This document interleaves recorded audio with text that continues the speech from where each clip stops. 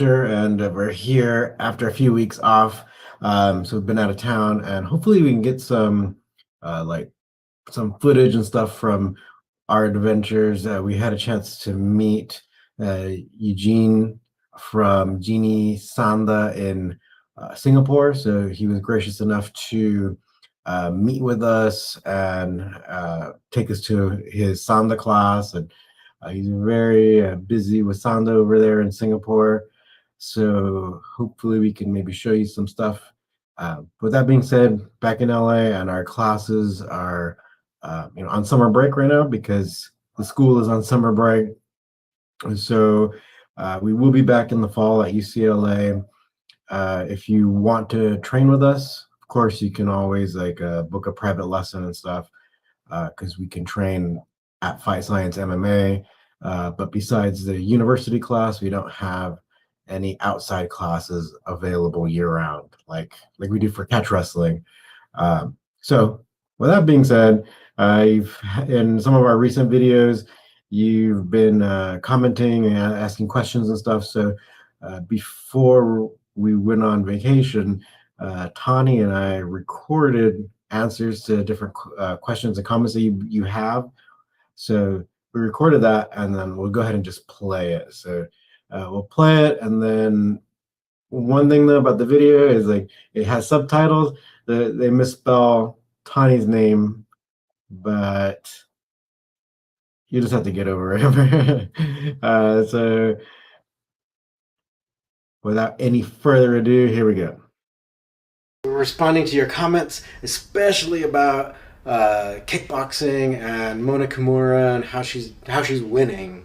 All right, so welcome, Tani. Yes, hello. Okay. So we broke it up into a few main categories. So the unfamiliar opponent problem. A recurring theme in our comments is that K1 fighters simply haven't quote unquote downloaded this data yet. One viewer pointed out that flyweight fighters have no way to practice against like Mona Kimura, like the sidekick, because it's not a common style in their gyms.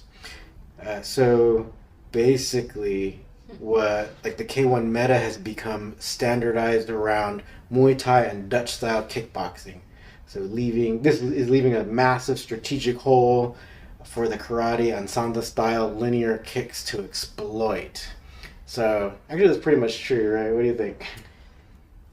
I think it's definitely true that people's unfamiliarity is really causing this kick to be so useful. But when they're saying that, like, oh, well, there's no one that they can fight that has this style, I feel like maybe just try doing the style. Like, I don't think it's that hard to learn or implement necessarily, especially if they're good kickboxers. They're gonna have good hip mobility. They should have good core strength, I don't think it'd be that hard to learn. And especially, like, if you really are searching for people that do have this style for practice, then go find a Sanda fighter and spar with them, or like in karate, or like even the karate, yeah, whatnot. I think there's people, even like I think in Taekwondo they do that sometimes too. So it's like there's people that know how to do those kicks, and you can learn the kick. So I think that's a silly excuse to like be like, oh, don't know how to defend against it. Yeah, no, that's a great point, because it actually reminded me of this one striking instructor. He's like, oh, I would love to, when he found out I knew Sanda and stuff, he's like, why do you think more people don't practice it here? And then when I saw him training, like, he was only doing kind of like the orthodox kind of meta of striking, and it's like, well, because people only do that, right? Yeah. So and it's out there, but I think they're somewhat resistant mentally even, right? But then even physically, right? We have a lot of people who really struggle to even do a side kick, right? That's true, but you fix that by training and practice and stretching and strengthening, just like you would any other kick, you know? Yeah. So your verdict is I think it's a lame excuse to be like, oh, we can't do it. And then also, if you're talking about like they're thinking that once they get used to it, it won't be effective anymore. I also don't think that's true, because that kick is something to be added to a general good kickboxing arsenal. You know, you're not going to ever be completely reliant on one kick.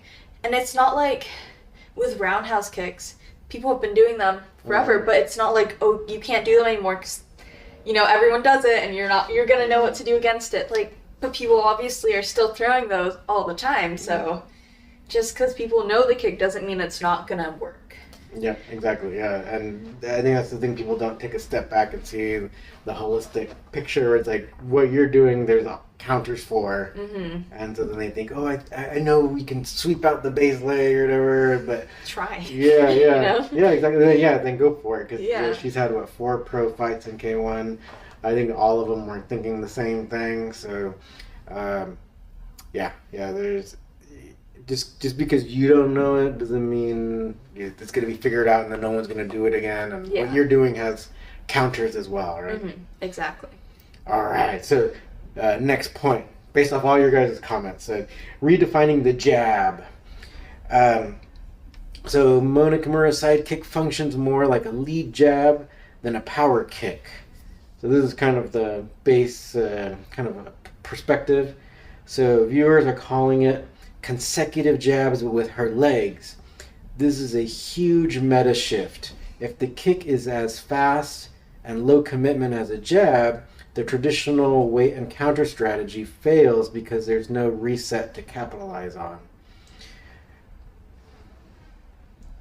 That makes sense? Yeah, it made sense. I don't see the problem with it, though. Yeah, but in a way it's like well, I think I don't think it's necessarily like in Sanda it's not like a no commitment thing, because we have all the catches and takedowns. Yes. In kickboxing, you cannot. So for people who don't know about kickboxing rules, you cannot catch no matter what. So you can block or parry or swipe the kick out of the way. You can do all that, but like in Sanda, it's definitely a commitment to reach out anything, right? Any limb can be taken and you can get thrown. But I guess maybe it's less of a commitment, but I think they're just viewing it in a weird way, because like the side kick, you will, if you're throwing it, it does kind of get your head a little bit out of punching range, so you're pretty like safe, I guess. In a Sanda perspective, I think it's equally as risky as a jab, unless you're just like faking the jab, just throwing it into the air. If you're really making contact, then like, you know, you can get punched back, but at the same time, it's like with the side kick, it's like if you get caught and thrown, that's also a very big consequence. Obviously, you don't want that to happen. So either way, there's always going to be consequences, you know? Yeah. But I think the value that the side push kick has is that I'd say it's less predictable a lot of the time, so people aren't expecting it as much. And even if they're saying it's like not very powerful, I would disagree. I mean, you see how Mona like messes up their faces with this kick, and, you know, and she's just like slapping them over and over again with the bottom of her foot to their face. And you may say it doesn't hurt because you haven't gotten kicked by that before, but it can hurt even if it doesn't look like it. Yeah, and there are knockouts from it's just that you haven't seen Mona do it, and I think Mona said that she can't wait until she can get that knockout. I think she definitely can. Yeah, you know, there's definitely power behind those kicks, even if you don't think so. Yeah, it's totally about like the people who maybe aren't really practicing. Yeah. Or if they are practicing, it is that standard kickboxing meta, Muay Thai. Muay Thai. Yeah, because it seems like, especially in the where we are in the United States, we have tons of Muay Thai gyms. We don't have any like even kickboxing gyms. They'll just say kickboxing on their website or whatever. But it's usually Muay Thai kickboxing. That's what they're talking about. Yep, exactly. All right, next point. Or next thing based off your comments. Okay, the southpaw lead leg advantage. So people in the community are debating about Mona Kimura's stance and the lead leg dominance. Some viewers are saying her strong side, like they're analyzing her as a strong side forward fighter rather than a traditional southpaw, discussing how leading with the dominant leg changes the distance management and entry requirements for her opponents. So this would basically, so this is actually kind of similar to the whole Bruce Lee and Jeet Kune Do kind of thing, where like he was right-handed, but he would fight with the right hand and lead because that's his stronger hand. But so I think this is just the opposite for Mona. I don't know if she's left-handed or right-handed. Actually, I looked it up, so a bunch of people are trying to. I think there's based on the comments, some people are like, "No, she's left-handed," or this and that. But either way, it's like you just practice the kick. You can do it on either leg, right? Yeah. And so whichever one you feel more comfortable with. So yeah, it could be a lead leg dominant thing, or but either way, it's like it's the one she's practiced with the most. Yeah. So it's the one that's probably easy. But hey, maybe she's like, maybe the other one's actually like the stronger one, and she's like keeping that a secret for when she's really struggling. Yeah, I don't know. You just do what feels the best, you know? Yeah. You do what's stronger. Totally. That's kind of it. Yeah. Yeah. So just practice again. Going back to just practice the kick, and yeah, if you need to gain flexibility to do it, then do what you got to do. Yes. All right. Okay. And then this is the other thing that you all are talking about: how to beat the kick. Can you like so? Let's see. Is if this sidekick is the current king, what is the ace? All right. But I think this is the ace. I don't think because I think maybe the roundhouse kick is the king. Yeah.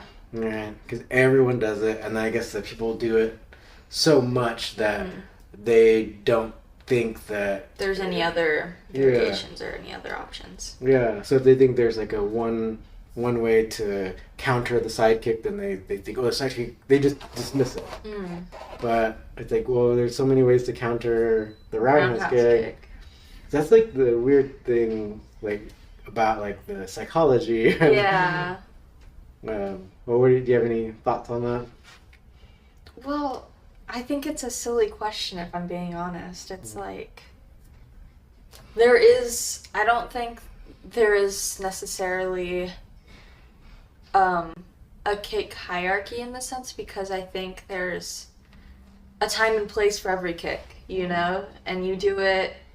It's very opportunity based on what the other person's doing and the space that you're presented within the distance, the timing, right? But I just don't.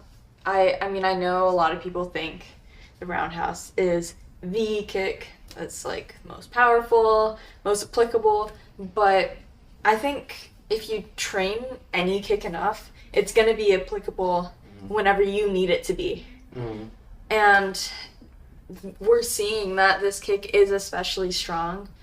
And there is no one defense, you know? There's so many things you can do. We did a video on it. So you can go see that video and see our video on how to defend the side kick. But you can also catch it and do many takedowns from that if you're doing Sanda. If you're doing kickboxing, then just block it out of the way, you know? That's just like you would with any other kick. Hollow out. Yep, yeah, hollow out, bat it down, wipe it away, parry it like a forearm parry, like uppercuts. Yeah. It's not that tough. Yeah, or even just just make sure you have your glove in front of your face, so if it's coming at your face. Yeah. Yeah, you can catch it like catching punches. Depending on your rules, if you're doing K1 style, then you're going to have to just focus on the non-catching ones. But if you're doing Sanda, practice catching it, because there's so many cool counters for it. Yeah, definitely. Yeah. All right. Okay. So. Okay. I'm going to end it here. Okay. And then because we should probably just leave. I think the only thing was like this, like the Sanda advantage. But this, I'm not sure what it means here. Shoot to kick transitions can confuse K1 fighters who are used to traditional rhythm. Maybe they're saying the trying to create opportunities to go for like a double leg or something, and like using kicks to set that up, but that's like an assumption. Yeah.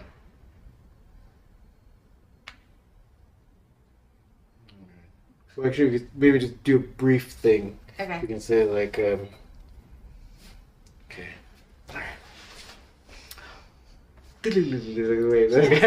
So, how can this apply to someone who does Sanda? So, someone who does Sanda, maybe if you're thinking about transitioning to doing like a K1 style rules, or actually even vice versa, what can like Sanda bring to the table that can help like maybe get you an edge over pure kickboxing rules? I think that there's more. I think Sanda fighters have probably very good spatial awareness and balance. I mean, especially like you're training to fight on the lei tai, so you have to know where you're at all times. And then also just having really good stability, because you're used to like trying to resist being taken down when you're being caught. You're every time that someone catches your legs and you're hopping away, you're strengthening that base leg in a sense, so it's going to be even more powerful the next time you use it. So all of those things together, and just the fluid combinations, I think, between different strategies and being able to incorporate it all can be applicable in so many other scenarios. Yeah, I know, it's a good point, because even though you can't grapple in K1 rules, you can at least still like get close to them. Mm-hmm. You can be pushing them around, creating space, just because you're used to the grappling with Sanda, so you're used to actually being able to get close and then set up like escapes, or you can always use that grappling experience to set up punches or counter kicks and stuff like that. So yeah, it definitely can give the Sanda fighter an advantage. Yeah, I would say also potentially more full body movement, like more head movement, and like I think there's a little more creativity because it's more varied movement patterns. Because of that, you get used to kind of being in these more unique or almost awkward spaces, and knowing how to make use of those spaces to attack your opponent can be applicable in any like fighting scenario. Yeah, no, I agree. Because then, you don't really have to be clinching up, because that's illegal in K1 rules. So you can find ways to still like if you end up close, or you can force your way in, you still have these different options. Yeah, because of the whole Sanda grappling background. So you're not just like accidentally getting close. You can intentionally get close and set up strikes and stuff. So you definitely have for Sanda you would have that experience, and so I think that can help get you an edge. But for Sanda fighters in particular, I think definitely I'd say continue practicing what we're doing. If you want to add something, I wouldn't recommend Muay Thai. I would recommend like boxing or kickboxing. I think that will help you to sharpen the actual kickboxing aspect if you want to cross train. Because if you want to be fighting in K1 rules, then you have to just get used to that. And so doing something that's not that, that's not going to be good, right? Any other comments? Stop complaining about not being able to do a sidekick. Just go learn it. Yeah. That's the main lesson for today. Yeah. All right. Okay. Okay, thank you. Thank you. Yes. Bye.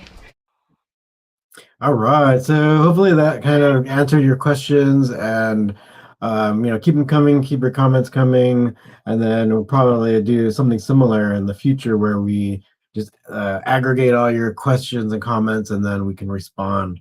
But yeah, Sidekick's great. It's one of the staples of Sanda. So we're definitely a really great resource to help you out or to answer a lot of your sidekick questions. It's my favorite kick, and I think it might be Tani's favorite kick now too. So, all right. So keep everything going. We're happy to have you, and then we're gonna try to keep the podcast going now that we're back from vacation. So, um, until next time, see you then.